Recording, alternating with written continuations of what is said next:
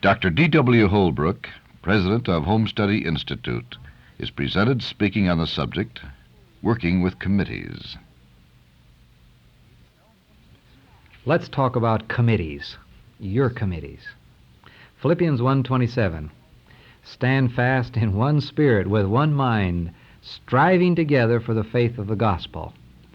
Some of us have been misinterpreting that text, especially the terms striving together. Acts 2:1 could well be our text today. They were all with one accord in one place. That's the great lesson of the book of Acts, and it's for us. We want to work together, of course we do. But our problem is how to be loyal and disagree at the same time. How to use our own judgment and yet not be critical. Today we're going to discuss you and that most typical element of our church's administrative structure, the committee. The Seventh-day Adventist Church is committed to the committee system. We'd like to include you in the committees that you're chairman of, the committees you wish you were chairman of, the committees that you're a member of. There's been a lot of emphasis on leadership all throughout God's work. I'd like to suggest that it's high time we also emphasize the importance of followership, because all of us are both leaders and followers. We need to learn to be wise, loyal, discerning, judicious followers, members of committees. As the chairman, have you ever had the uneasy feeling that your meetings are not just what they ought to be or could be? As a committee member, have you been bored, irritated, frustrated, walked out of a committee feeling that it was a sheer waste of time? If this has never happened to you, then stand up, take a bow, and go on with your work. What follows just isn't for you. It's fascinating to watch committees in action. Why not talk a little less next time and sit back in the corner and just watch your favorite committee operate? There are lots of things going on you probably never noticed before. You see, we're problem-centered. We're what I like to call suffering from agenda affliction. There are things going on in committees that we hardly notice. We're so concerned with the immediate problem at hand. There are forces within a group that are just important in leading to a decision as the pros and cons of any question. All of this is wrapped up in a popular term today, group dynamics. Now, group dynamics, of course, is a popular concept. Lots of people are talking about it, and it shouldn't scare any of us out at all. Group dynamics has had a development just like other concepts on the American scene. Much scholarly research wrapped in heady lingo, scholarly double talk with terrifying terminologies to frighten laymen and provide satisfying nests of polysyllables for the scholar to go to roost. But still, they're right in their major thesis. People who work with group dynamics have something, and we can learn from them. They insist that we are not sufficiently sensitive to the play of forces within a group, and they're right. We lessen our effectiveness in participation, and we hurt our ability to make decisions by concentrating only on the item in the agenda and not with the group dynamics that are going on within our committee. I'd like to make it very clear from the outset that we are not mechanical wind-up toys. There is a large, large place for the Holy Spirit, and God does answer our prayers before we begin our committee meetings. But just because we know the value of the presence of the Holy Spirit and of prayer, let's not close our eyes to the forces that are going on within a group. Let's take a look at committees first. There are different kinds of committees. People react differently in different committees. Have you ever noticed? Have you ever noticed how someone reacts within a committee, and then when you talk to him by yourself on the same subject, they oftentimes appear to be two different people? Committees do something to people. They really do. Why should we have committees anyhow? Well, simply because committees make better decisions. A good committee makes a better decision than a good individual. A committee decision is not necessarily a multiplicity of ignorance blessed by a majority vote. A good committee decision is better in every way. Issues today are so complex that no one can know all the answers. I don't care how smart you are. You can always learn from somebody else. And the general attitude of, well, now let's just get this through our committee, is simply no good. If you can't get something through a committee, It's either no good or you haven't done your homework. Another very worthwhile use of a committee is in securing general cooperation. Furthermore, good teams achieve more than the sum of their parts. There's a mysterious chemistry that goes on in a good committee. This isn't theory, it's experimentally valid. Successful committees must have what we call circularity. It's important. Does your committee have it? Circularity simply means that the individual feels free to contribute, and the group recognizes and values the contribution. It's a healthy situation. Now, let me give you some examples of unhealthy committees. There's what I like to call the Lobster Committee. A Lobster Committee is, well, let me tell you where the name came from. One day I walked out of a committee session and went shopping at the supermarket with my wife. I was idling along, looking here and there while she was deciding what we were going to eat for next week. And I came to a cage, and inside the cage there must have been 250 or 300 live lobsters, every one of them trying desperately to get on top of the other one. And as I watched that pile of lobsters, I suddenly thought, now there's my committee. A lobster committee is constantly struggling for status, for recognition, for prestige, and the tensions and the antagonisms are high. When a new chief comes in, when a new committee chairman comes in, everyone struggles for a new role. You'll see a lobster committee in action. Then there's the picnic committee. It's the other extreme. The status leader, not a functional leader, is in charge. Everybody's sociable. They tell stories. It's a pleasant get-together, but little is accomplished. And then there's the rubber stamp committee. Now, this is a loaded term. It sounds bad, but it's not always bad. There are two kinds of rubber stamp committees. There's the kind, of course, that's under a domineering leadership, either individual or a small clique that rigs things in advance. This is what I like to call an oligopoly. Such a committee breeds resentments, shows lack of confidence of the leader, often reflects a chairman with an inferiority complex, doesn't develop leadership. But there's a second kind of rubber stamp committee. It's a functional, partly informational committee, a committee of final clearance. It's the kind of a committee where a number of subcommittees report, and the main committee then takes all final actions. This oftentimes looks like a rubber stamp committee, but it's necessary. The key element in good committee work is watching carefully for defensiveness. The key element in all committee work is defensiveness. In every experiment that I've ever seen in all of the literature, one of the major items that you'll see is this problem of defensiveness. It's in all of us. You'll see it in working in every committee in some way, shape, or form. Defensiveness is always present and in every member, and if there's too much of it, it results in what we call a paralysis of analysis. Why this defensiveness? Well, there are dozens and dozens of reasons, but you watch for it. Listen for it carefully. One of the sure keys of defensiveness is when you notice that the dialogue, the debate, the conversation is curiously disjointed. Everyone seems not to be listening, but to be preparing his own future speech. And so the speeches don't quite hitch. They don't quite follow each other. They keep jumping back and forth. There's defensiveness going on. People are defending their own status, their own vested interests, their own hidden agendas, and things aren't out on the table like they ought to be. Christ Object Lessons, page 402 or 410, depending on your edition. Only when selfishness is dead, when strife for supremacy is banished, when gratitude fills the heart and love makes fragrant the life, it is only then that Christ is abiding in the soul, and we are recognized as laborers together with God. Of course, too many of us are fighting the wrong battles in the name of the Lord. We spend too much time on the pros and cons of our ideas, our plans, our proposals, and our standards, when we first need to fight ourselves, our own stubborn ways, our own ineffectiveness, our own inefficiencies.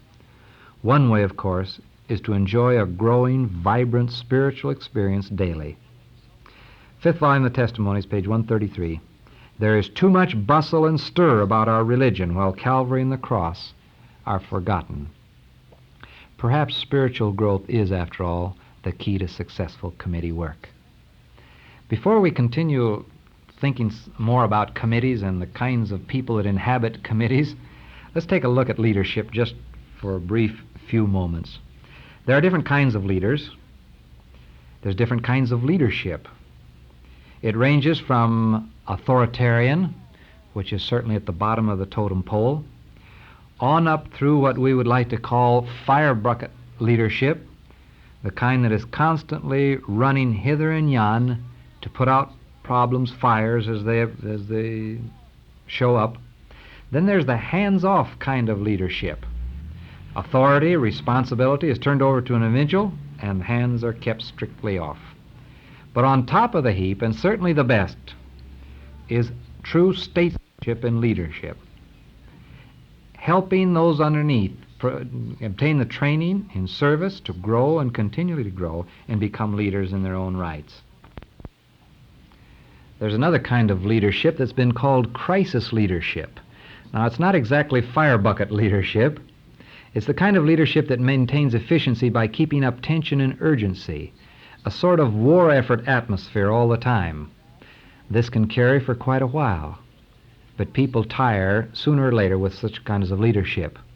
There's another kind, the get-on-the-bandwagon type. This is authoritarianism, and it's one of the worst possible ways to progress. It looks like efficiency, but it's an illusion. It works effectively for a while. The authoritarian individual is immature and insecure. He thinks in terms of black and white, either or. If you're not with me, you must be against me. Any of this sort of leadership ruins a committee very, very quickly. And there's lots of authoritarian leadership even within our own churches.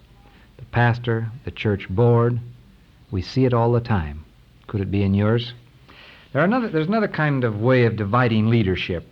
And every committee really has two kinds of leaders. Here they are, the status leader and the functional leader. The status leader is the one who, by his office, by his title, by name, is the chairman or is the actual leader of the committee. He may be, he may not be, and he often is not, the functional leader. You can see this happen frequently. Sit back and watch a committee work. They keep struggling along, and they don't seem to be making any progress until suddenly one member of the committee makes a remark, says something, solves it all quickly, and the committee begins to move.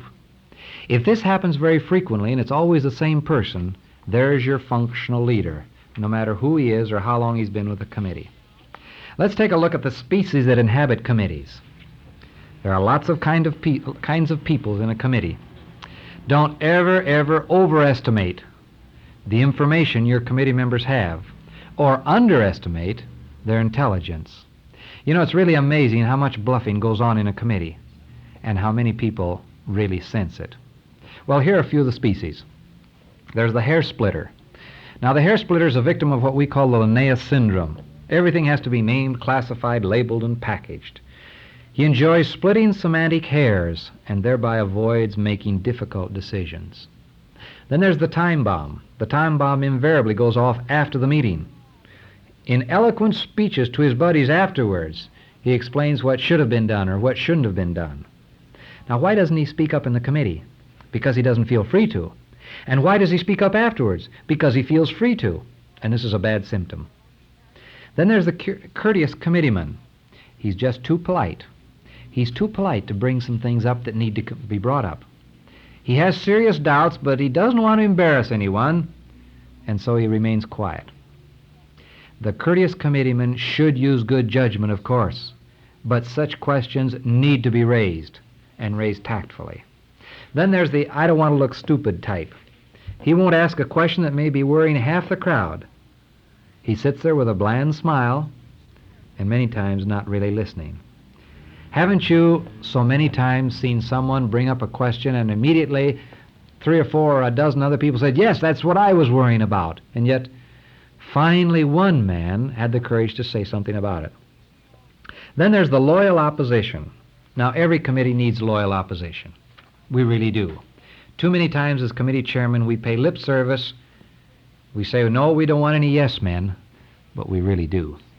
The loyal opposition is badly needed in every committee. The only problem here is that Too many times, people who comprise the loyal opposition assume this as a permanent role. This could be a serious mistake. Then there's the yes man or the bandwagon rider. There's also the springboard type. You'll see them every now and then. They're the kind that always break the ice and get the discussion rolling. They're rather valuable to have around. Then, of course, there's the show-off or the joker. He firmly believes that tensions can be lowered and things move along a lot smoother by cracking jokes. And he's often right. But sometimes he cracks jokes all the time, and it gets tiresome. There's the pusher. Always wants to cut out all the talk and get things settled. In a hurry, dissatisfied, such a fellow often pushes a committee into making a hasty decision. Committees are efficient and effective, but they can't work too fast, and they certainly shouldn't work too slow. Then there's the triple talker. In one short speech, he can talk on both sides of the same question and end up squarely in the middle at the end. There's the buzz session convert. He's great on just thinking things out loud. He'll say, an idea has just occurred to me. Now, I haven't thought about it yet, and then proceeds to think it out loud, forever and ever, ad nauseum. Now, there's a time for buzz sessions. We ought to use them frequently. But there's also a time to think and think carefully and think deeply before we talk. Then there's conservative Tommy, the modern version of doubting Thomas. He has his foot firmly on the brakes, and he holds them there all the time. Which brings up a theory I'd like to call the heavy foot theory. When we drive a car, if we keep our foot on the gas all the time, we're headed for an accident. If we keep our foot on the brakes all the time, we're not going anywhere. It's a wise, judicious combination of both brakes and gas that make for progress. And this is precisely what we need on every committee. We need the conservatives. We need the liberals. We need the people with their feet on the gas. And we ought to be mighty thankful that we have a few with their feet on the brakes. It's a judicious use of both. Then there's the kingpin type, the boss type, the kind that thinks faster, better informed, and is a mile ahead of everybody else. Sometimes they're rather frustrating, sometimes they antagonize, but they're worth listening to. Then there's the politician. You've met him. After every meeting, he'll come up and put his arm around your shoulder and say, you had a good point there. And he starts building cliques, friendships, cliques within a committee. Then there's the great defender. He interprets every disagreement with him as a personal attack. A clue to such a person is when he comes out with, yes, now that's exactly what I meant when I said a while ago, and back we go to the old problem again that has been settled a long time back. But you see, his feelings were hurt, and he's still defending himself. Now, I don't mean to be sarcastic with all of these kinds of species within a committee. It's normal. In fact, most of them are even necessary. But the danger is that we create an image for ourselves in each committee, quite often a different image in a different committee, and then we doggedly follow that role come what may. We need to be more flexible in our ways of operating within committees. Let me illustrate what I mean. An administrator came to a certain institution and joined an administrative committee in which a number of us had been members for quite a while.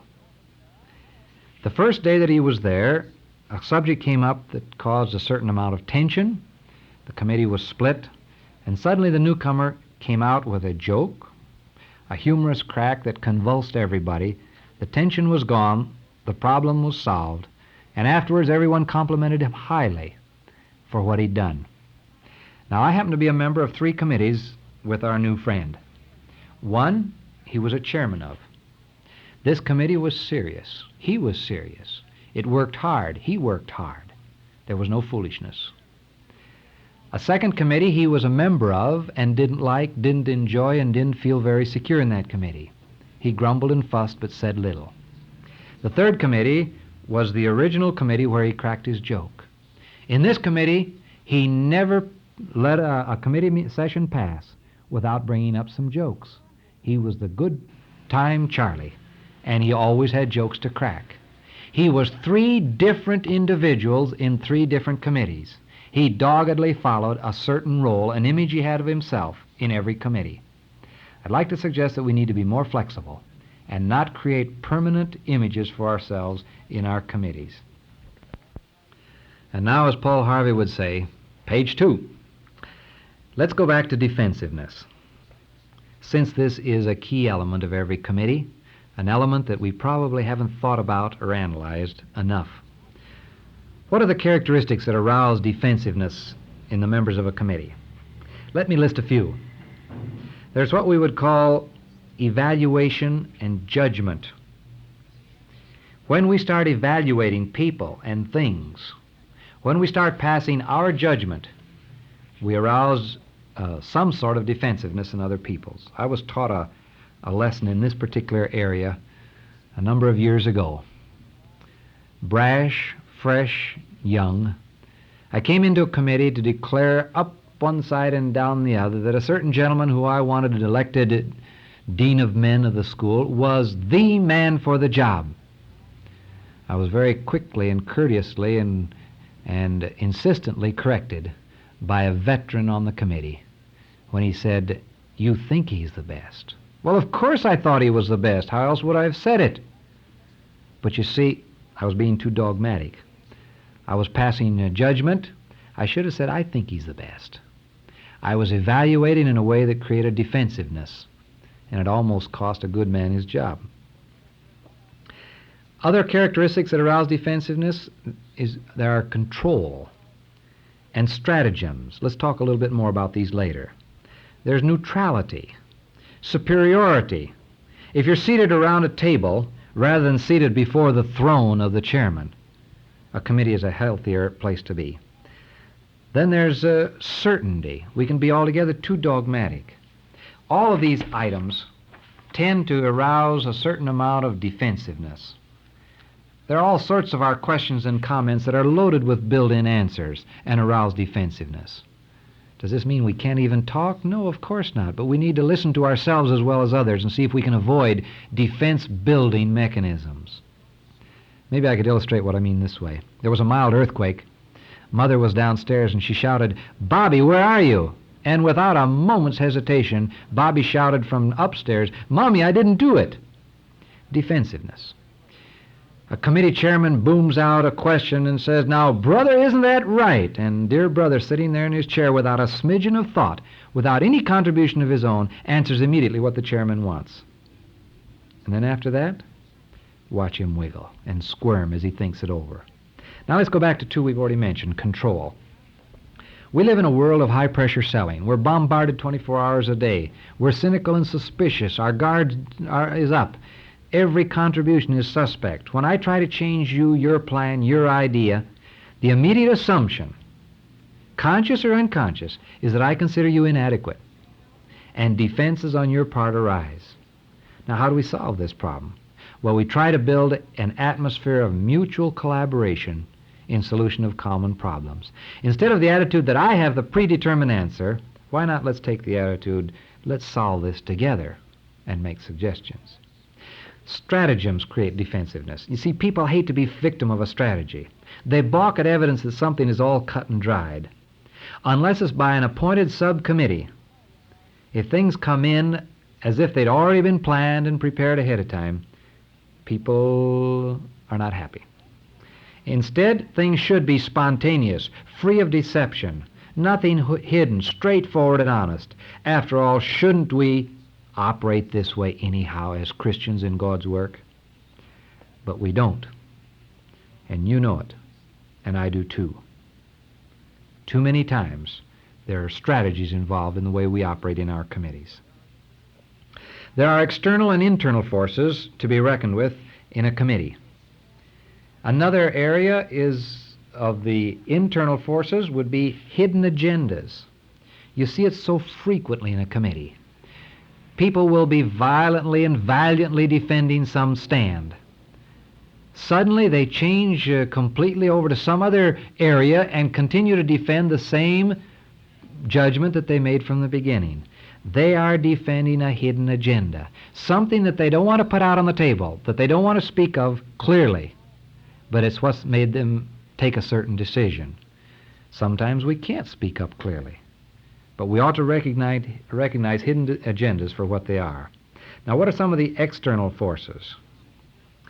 Job requirements is an external force that affects the work of a committee. What must be done by the committee? What is its agenda? Are they really capable of doing it? Now, as far as job requirements are concerned, what elements are involved here? Such elements as the stability of the task. Does the committee have a permanent responsibility, or is the decision then passed on to someone else to carry out? This really affects the quality of the work of a committee. Complexity. Is the work of the committee really too complex for the committee? If it is, it won't work very hard at it, really. Intensity. In other words, how urgent? Is it something that can be put off, or does it have to be handled now? Attractiveness, rewards. There are certain committees which provide a feeling of satisfaction, and others who have to do work that's rather distasteful. A discipline committee in college or an academy is not a very attractive committee. I once watched a film review committee operate. They thoroughly enjoyed reviewing the films that were given to them. They were an enthusiastic committee. They didn't pass very many of them, but they certainly reviewed a lot of them, and they seemed to enjoy it. They enjoyed the rewards of their work. Intergroup relationships has a lot to do with the work of a committee. Many times a committee will unite, will pull together to face a common enemy. Many times rivalries between two committees will cause a committee to pull together and work hard. Multiple membership in a committee is bad. If you're a member of several committees which are actually competing, your loyalty is a real difficult problem. Boards which serve several sister institutions have serious difficulties here. Some of the internal forces that affect the work of a committee. Membership characteristics. You know, committees have personality just like a person has personality. The personality of a committee ranges from authoritarianism to highly permissive. Both are extremes. Somewhere in between is the best. There are times when a committee or an administration or a committee chairman has to lay down the law. But somehow, somewhere in between, we must find our best role. The ability of the members, how flexible they are, how stable they are, how constant the membership is of a committee tends to build its strength or weaken it. I thoroughly believe that we have suffered from too much change and too much movement in the organizations of our committees. Other internal forces, well, there are group characteristics such as goals. Does a committee constantly reiterate its goals? We talk about our goals, but we really don't do too much about them. And we take our goals too much for granted. Our longest range goals we keep clearly in mind. Our short range goals we keep in mind. But as a church organization, we don't spend nearly enough time on our median long range goals. The 5 to 10 year plans are practically non-existent. The group size has a lot to do with the internal force within an organization. A small committee is less formal. A larger committee has a more formal structure. With a more formal structure, there must be more rules, of course. But a committee that ties itself down with too many rules is hurting itself badly. For most of our committee work, Robert's Rules of Order is the biggest disaster that ever hit us. The decision-making structure has a lot to do with the characteristics of a committee. Are the limits very clear in the decision-making, or does a committee tend to move out and make decisions that it shouldn't? What's done with the decision afterwards? Is it really followed up? If it isn't, the committee becomes frustrated. Interpersonal attraction within the committee has a lot to do with its healthiness. If we like each other, if we like similar things, our committee works together better. What are the elements of a healthy committee? Simply these. An open atmosphere, not repressive. Really, there is no such thing as a free discussion. It's impossible, but it needs to be as free as possible. Cohesion. Do you feel a real part of the team? Does a committee face up to its problems, solve them, and move on? Nothing succeeds like success in a committee meeting. This is why some wise chairmen put a few easy items first, so that the committee has a sense of success, and then they move on more rapidly to the more difficult ones. A third element of a healthy committee is a willingness to accept responsibility, both during and after the committee session.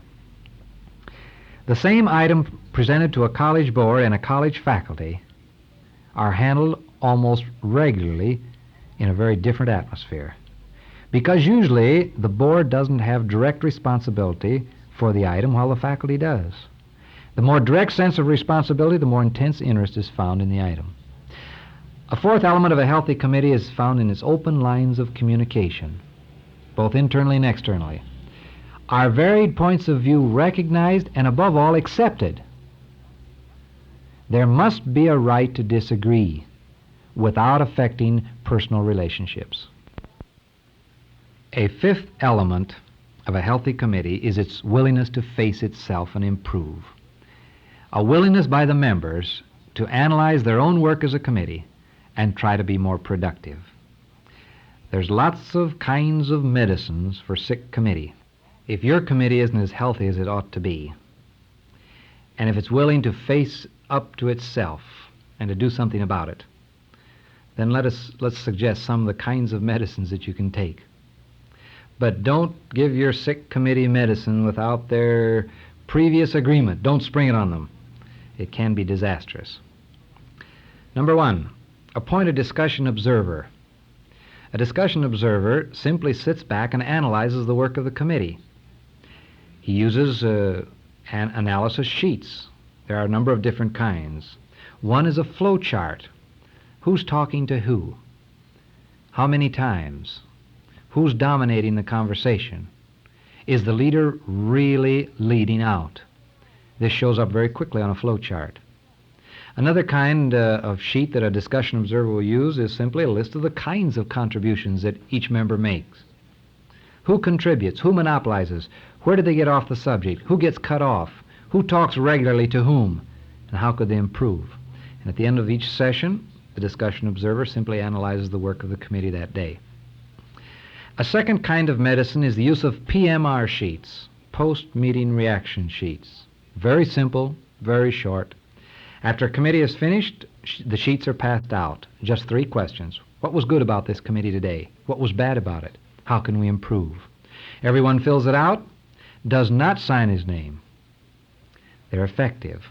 You get a lot of good ideas this way, but much more important than the good ideas is it makes people conscious of committee dynamics, and they just automatically begin to improve in their contributions to the committee. A third medicine that I'd like to emphasize very strongly is the use of the Blackboard Secretary. It's a very good medicine. It's a potent medicine. It's also dangerous. Sometimes the Blackboard Secretary just about takes over the chairman's job. You have to watch this. And so what does the Blackboard Secretary do? Simply goes to the blackboard and the committee goes to work. And as the committee discusses each item, the Blackboard Secretary is writing on the board lists, summarizing the main points of each speech, putting down this point and that point, adding things here and there. The value? Well, it helps every speaker concentrate on the issues at hand. It keeps people from repeating themselves. It brings to a decision much more quickly. It's easier to weigh the pros and the cons. The Blackboard Secretary concentrates on the thread of the discussion and picks out the key points and writes them on the board. It's a very effective way to corral a committee. In the Seventh-day Adventist Church, we are committed to the committee system. Let's, with God's help, become much more proficient than we ever have before, not in railroading things through, but in becoming mature committeemen, good followers, loyal followers, judicious, discerning, capable of valuable criticism without being critical, able to disagree without being disagreeable. We have a responsibility. Let's be concerned about our followership and our leadership. Let's be sensitive to the dynamic forces that are going on within our committees.